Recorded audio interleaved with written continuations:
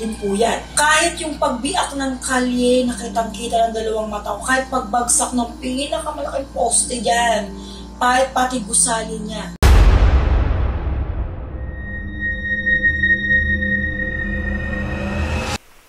Hello po mga ka-PTV, sa video na ito ay tatalakayin natin ang masasamang pangitain sa isang lugar na ito sa Pilipinas ayon sa mga visions ni Madam Rudy Balbin.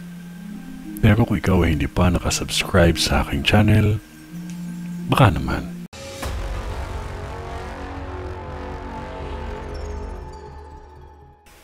Mga residente dito mag-iingat lamang, lalo na mga taga-Malolos.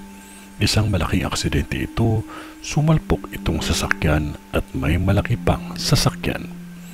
Sa lugar ng sinalpukan ay madaming tao, kaya may mga nasawi akong nakikita at hindi lang isa o tatlo. Lahat ng mga sasakyan na tingmamaneho, pakiusap, suriin niyo muna ang mga sasakyan ninyo kung ito ba ay maayos patakbuhin. Huwag magmaneho pag masama ang pakiramdam, at kung ikaw ay lasing, maging maingat lamang. Sa pagsapit ng bagyo at ulan, maging handa kayo. Huwag ninyong sabihin na normal na ang baha sa inyo dahil may dalawang bagyo na maglalandfall sa atin, ngunit kakaibang bagyo ito. Dahil ang isa dito ay sinabayan ng lindol. Isa ang probinsyang ito sa pinakaapektado ng baha dahil may mga nasawi sa baha na ito. Naapektuhan ang isang lugar na kung saan doon ang imbakan ng tubig. Dalawang bagyo na kasing tindi ni Undoy, ang hangin ay napakalakas at ang ulan ay walang tigil. May nakikita akong nabagsakan ng kuryente at may nakuryente din.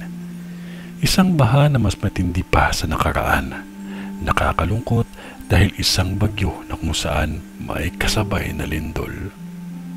May mga nasawi dahil sa baha ng hirap ang tao na lumikas. Maging handa ang mga residente dito dahil sa dalawang bagyo na mangyayari pa lamang. Kahit ang matibay na dam ay hindi nakaligtas dahil ito ay nasira.